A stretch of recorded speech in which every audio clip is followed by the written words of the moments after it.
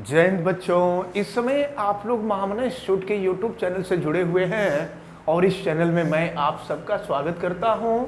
आज हम लोग class 9th mathematics Hindi medium NCERT book के 12th चैप्टर हीरोन का सूत्र यानी हीरोन्स फार्मूला हम लोग पढ़ने जा रहे हैं।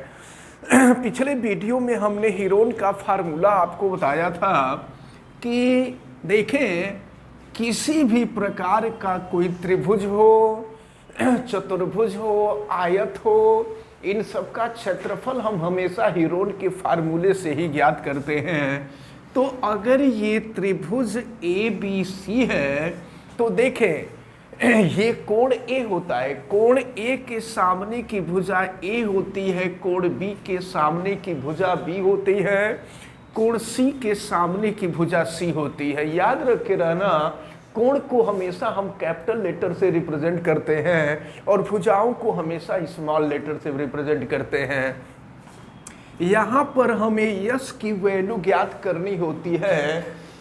यश जो है त्रिभुज के परिमाप का आधा होता है, यानी a plus B plus C by 2 के इक्वल होता है और त्रिभुज के क्षेत्रफल को डेल्टा से प्रदर्शित किया जाता है और डेल्टा की वैल्यू ज्ञात करने के लिए जो फार्मूला होता है वो S minus A S minus B S minus C. इस फार्मूले को आप अच्छी तरह से याद रखे रहिएगा। हालांकि पिछले वीडियो में हम आपको इस फार्मूले के बारे में बताए भी थे। अब हम क्वेश्चन नंबर 2 को बताने जा रहे हैं। थोड़ा सा लेंदी है, थोड़ा सा आपको ध्यान देना होगा, ये समझ में आ जाएगा। किसी फ्लाई ओवर की त्रिभुजाकार दीवारों को विज्ञापन के लिए प्रयोग किया जाता है। आप देखते हैं ओवर ब्रिज का जो किनारा वाला या फ्लाई ओवर का जो किनारा होता है उस पर विज्ञापन किसी चीज का प्रचार वगैरह जो है उस पर किया गया होता है, ऐड किया गया होता है। दीवार के भुजाओं की लंबाइयाँ, तो दीवार के भुजाओं की लंबाइयाँ यानी ए बी और सी की वैल्यू आपको दी गई है और ये दिया हुआ है 122 मीटर और फिर दूसरा दिया हुआ है 22 मीटर और फिर तीसरा आपको दिया हुआ है 120 मीटर। अब देखिए क्या कहा जा रहा है, देखिए आकृति 12.9 आप अपने बुक में देखिए, फिगर में बना करके दिया हुआ है। इस विज्ञापन से प्रति वर्ष, जरा ध्यान से बचिएगा, प्रति वर्ष रुपये 5,000 प्रति मीटर स्क्वायर प्रति वर्ष प्राप्त होता है। अब इसका मतलब जरा समझ लीजिए कि इसका मतलब क्या हुआ। यानी एक साल में अगर किसी दीवार पर विज्ञापन कराया जा रहा है तो एक वर्ष में अगर 1 वर्ग मीटर क्षेत्रफल में प्रचार कराया गया है तो पूरे एक साल का 5,000 रुपये खर्च आएगा। और 1 वर्ग मीटर का मतलब जानते हैं, 1 मीटर लंबा, 1 मीटर चौड़ा। इस तरह से जब इतने भाग पर हम केवल कुछ लिखवाएंगे, कुछ प्रचार कराएंगे तो 1 वर्ग मीटर का 1 वर्ष का जो खर्च आएगा वो 5,000 रुपये आएगा। ये आपसे कहा जा रहा है। एक कंपनी ने एक दीवार का विज्ञापन के लिए 3 महीने के लिए किराए पर लिया। ये तो साल भर का खर्च है और एक कंपनी ने 3 महीने के लिए इसको विज्ञापन कराने के लिए लिया कि 3 महीना जो है हम इस पर विज्ञापन कराएंगे। 3 महीने के लिए विज्ञापन के लिए किराए पर लिया। उसने कुल कितना किराया दिया, प्रश्न ये पूछा जा रहा है। तो जानते हैं क्या करें, सबसे पहले हम यह देखें कि फ्लाई ओवर पर जो तिकोना दीवार है उस दीवार का टोटल क्षेत्रफल कितना है।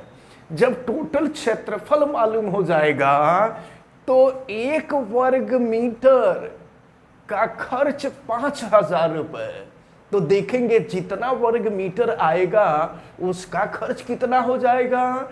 चूंकि यह खर्च 1 वर्ष का, 1 वर्ष यानी 12 महीने का होगा, तो जब 12 महीने का इतना खर्च आएगा तो हम देखेंगे कि 1 महीने का कितना खर्च आएगा, और फिर 3 महीने के लिए पूछा जा रहा है। 3 से गुणा कर देंगे तो पता चल जाएगा कि टोटल कितना खर्च आएगा। तो सबसे पहला जो काम हम लोगों को करना है वो ये है कि हम लोगों को सबसे पहले त्रिभुज का क्षेत्रफल निकालना है। तो त्रिभुज का क्षेत्रफल निकालने के लिए हमको यश की जरूरत होगी। a + b + c/2 करेंगे तो 122 + 22 + 120 अपान हो जाएगा 2। चलिए जोड़ लीजिए, तो ये हो जाएगा आपका 4, और फिर ये हो गया 6 हो जाएगा, और फिर यहाँ पर हो जाएगा 264, और ये हो जाएगा आपका 2। अब 2 से हम डिवाइड कर देंगे तो ये हो जाएगा आपका 132, और इसके बाद अब हम त्रिभुज का क्षेत्रफल निकालें। अब हम त्रिभुज का क्षेत्रफल निकालते हैं।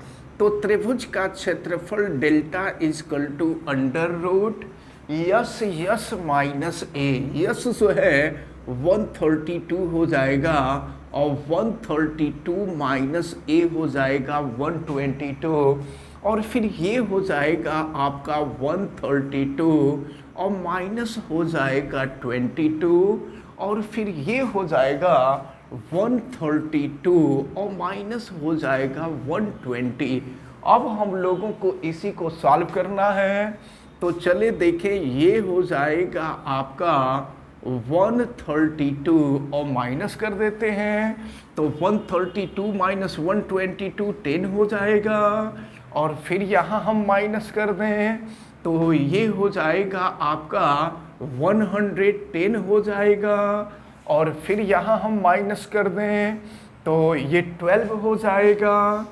अब हम इसका फैक्टर करें, देखिए क्या मिलता है। तो ये हो जाएगा त्रिभुज का क्षेत्रफल, ये 132 है ना, इसको हम 11 गुणे 12 कर सकते हैं। 11 में 12 का गुणा कर देंगे 132 आएगा। ये है 10 और ये है 110। 110 को हम 11 गुणे 10 लिख सकते हैं, और ये है 12। चलिए देखते हैं, इसका हम वर्गमूल निकालते हैं। सामने देखिए, 11 गुणे 11 का वर्गमूल 11 हो जाएगा, और फिर 12 गुणे 12 का वर्गमूल 12 हो जाएगा, और 10 गुणे 10 का वर्गमूल 10 हो जाएगा। यानी ये हो जाएगा 11 का 12 में गुणा करेंगे तो 132, और यहाँ 0 ला देंगे तो इतना मीटर स्क्वायर हो जाएगा। अब हमको उस दीवार का क्षेत्रफल मालूम हो गया जिस पर ऐड करना है। अब जरा ध्यान पूर्वक देखें, तो 1 वर्ग मीटर का 1 वर्ष का किराया है 5,000 रुपया।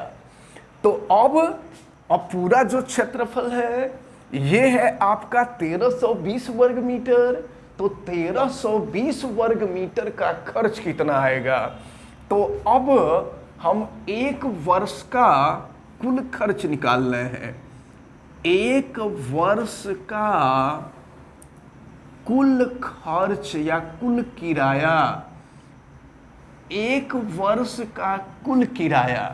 तो देखिए 1 वर्ग मीटर का है खर्च या किराया 5,000 रुपये, और टोटल जो वर्ग मीटर है ये है आपका 1320 वर्ग मीटर। तो देखें, एक काम करते हैं, यहाँ जब गुणा कर देंगे तो यह रुपए में आएगा। देखें 5 से गुणा, यहाँ पर 3 0 और 1 0, 4 0 तो हो जाएगा। 4 0 हम कर दिए। अब 5 से गुणा कर दीजिए, 5 दूना 10 हासिल 1 हो गया, और 5 3 15 1 16 हो गया, फिर हासिल 1, और 5 का में 5 और 1 6 हो गया। तो इतना किराया हो गया पूरे साल भर का। पूरे साल भर का अगर पूरा विज्ञापन कराया जाएगा तो साल भर का किराया इतना देना होगा। लेकिन आपसे कितने का पूछ रहा है? 3 महीने का पूछ रहा है। तो अब देखिए, 1 वर्ष का मतलब 12 महीने का किराया। यहां लिख देंगे 1 वर्ष यानी 12 महीने का किराया। 12 महीने का जो किराया होगा वो इतना होगा। तो अब 1 महीने का किराया निकालेंगे तो 12 से भाग हो जाएगा। फिर 1 महीने का किराया, 1 महीने का किराया बराबर हो जाएगा रुपया। ये हो गया आपका कितना हो रहा है? इकाई, दहाई, सैकड़ा, हजार, 5 जीरो है। हाँ, इकाई, दहाई, सैकड़ा, हजार, 10,000, लाख, 10 लाख, यानी ये हो गया 66 लाख। तो अब जो है 1 महीने का किराया हुआ, लेकिन 1 महीने का किराया नहीं, ये तो अब इसमें जब 12 से भाग दे देंगे तब हमको 1 महीने का किराया निकलेगा। लेकिन आपसे कितने महीने का पूछ रहा है? 3 महीने का पूछ रहा है। तो 1 महीने का किराया इतना हो गया, इसलिए 3 महीने का किराया आप निकालिए। तो 3 महीने का जो किराया होगा वो ये हो गया 66 लाख, और गुणे हो जाएगा 3 और बटा में हो जाएगा 12। तो अब 3 से हम इसमें भाग दे देंगे तो 3 चौके 12 हो जाएगा। अब जो आ रहा है उसको मैं यहाँ लिख दे रहा हूँ।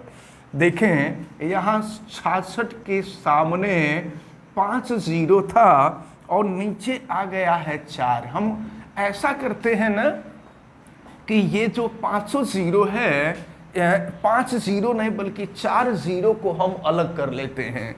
4 जीरो को हम यहाँ से अलग कर ले रहे हैं, यानी हम 10,000 अलग कर ले रहे हैं। और इसको 2 से कटाया जाए आसान हो जाएगा। तो 2 से कटाएंगे तो ये हो जाएगा 2 दूना 4 और ये हो जाएगा 330 हो जाएगा। और फिर 2 से कटा दीजिए इसको, तो 2 से कटा देंगे तो देखिए 2 एका में 2 हो गया, 2 छक्का 12 और 2 पाँचे 10 हो गया ये। अब इसका हम गुणा कर लेंगे तो ये हो जाएगा 165 और इसके सामने 4 जीरो, यानी ये हो जाएगा आपका,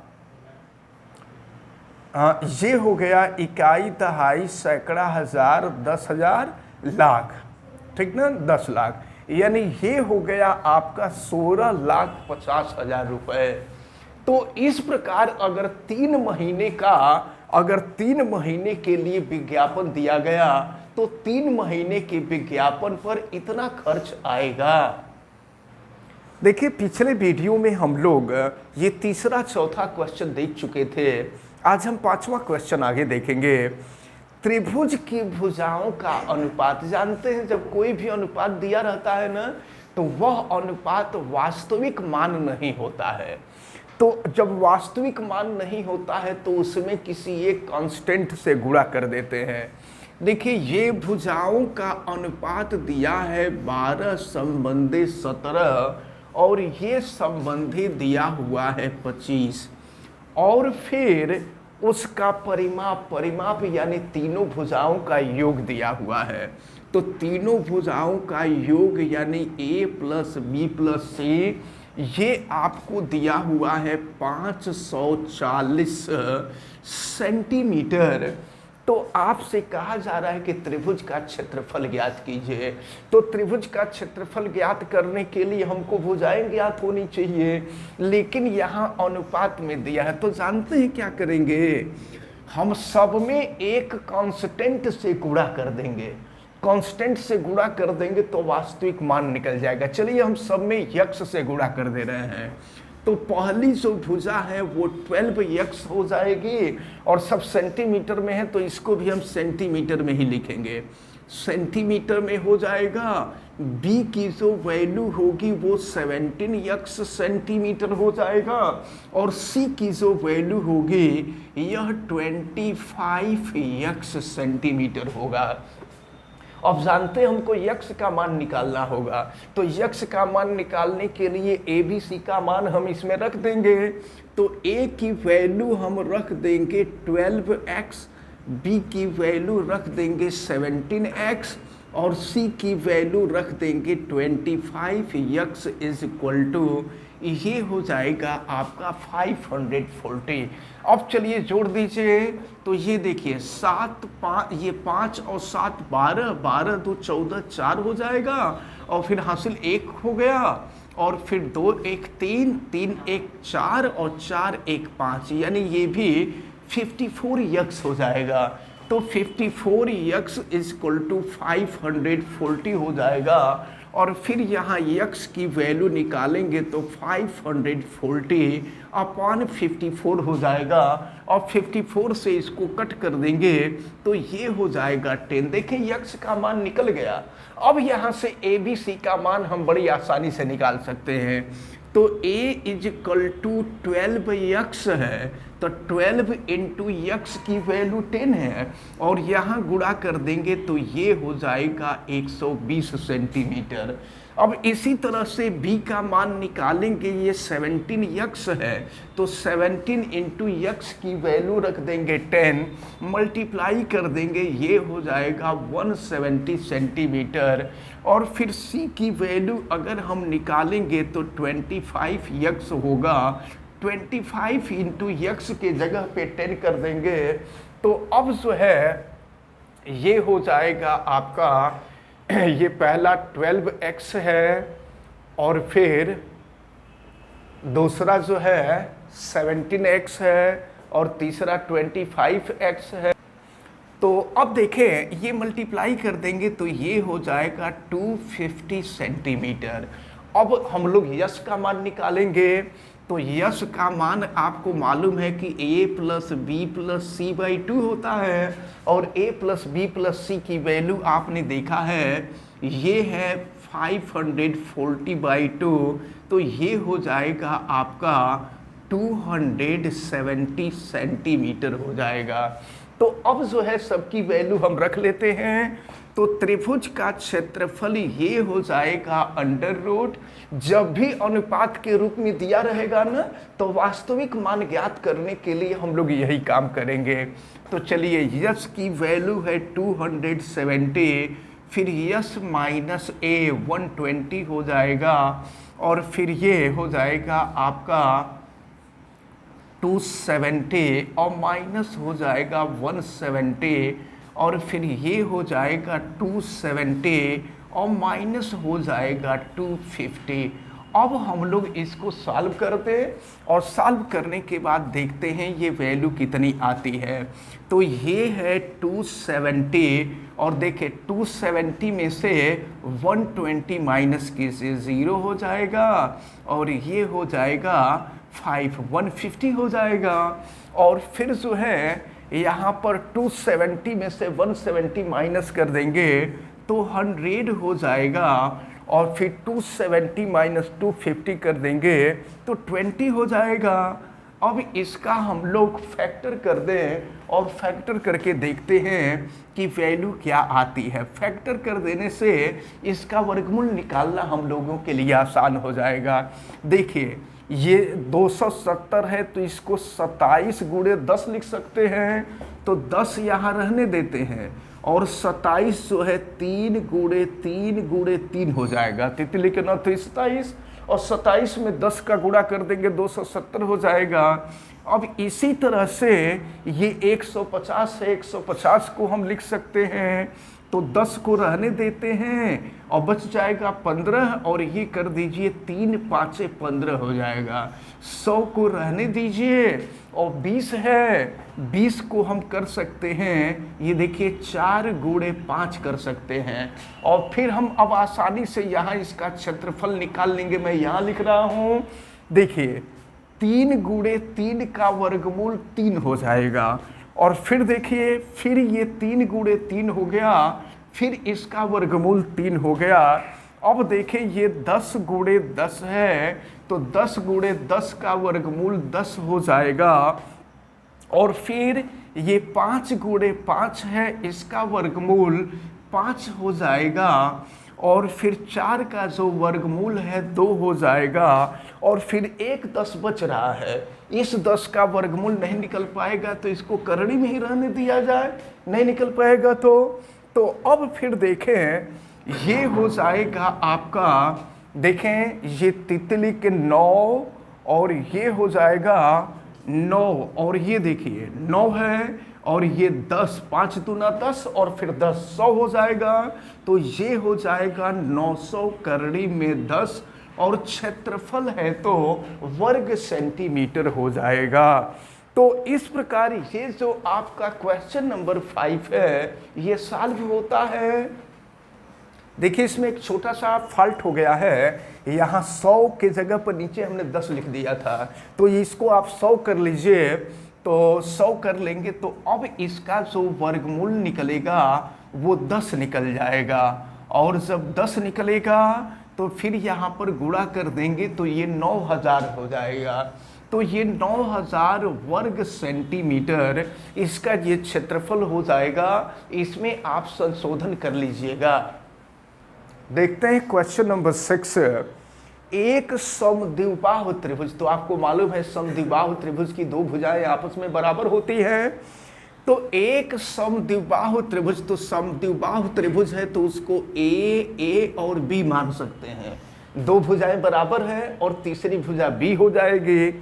तो एक समद्विबाहु त्रिभुज का परिमाप दिया हुआ है, परिमाप दिया हुआ है, यानी a प्लस बी तीनों भुजाओं का योग दिया हुआ है, और ये आपको दिया हुआ है 30 सेंटीमीटर, और उनकी बराबर भुजाएं माने a की जो वैल्यू है, तो देखिए a प्लस a हो जाएगा 2a, और प्लस हो जाएगा b इजकल टू 30, और बराबर भुजाएं दिया है 12 सेंटीमीटर। बराबर भुजा यानी a की वैल्यू दी गई है 12 सेंटीमीटर, हम यहाँ रख दे तो 2 इंटू ए के जगह पे 12 प्लस b इजकल टू 30, तो 12 दूना 24 हो जाएगा, प्लस b बराबर 30, तो b बराबर हो जाएगा आपका 30 ऋण 24, और 30 में से 24 घटा देंगे तो ये हो जाएगा आपका 6 सेंटीमीटर।